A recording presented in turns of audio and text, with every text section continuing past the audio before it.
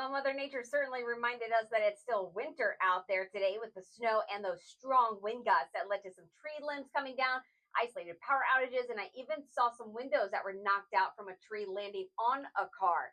But what's expected for tomorrow? Well, we start off chilly, but we start off with beautiful sunshine. By later into the morning and afternoon, some thin upper level clouds start to stream in, but at this point, still mostly sunny. But then the clouds will continue to stream in. So by that evening, we're mostly cloudy. And then what happens next? Well, those details can be found just by streaming WGM First Alert Weather Now. I'm digital meteorologist Whitney Williams, and this forecast update is thanks to Farm and Home Supply.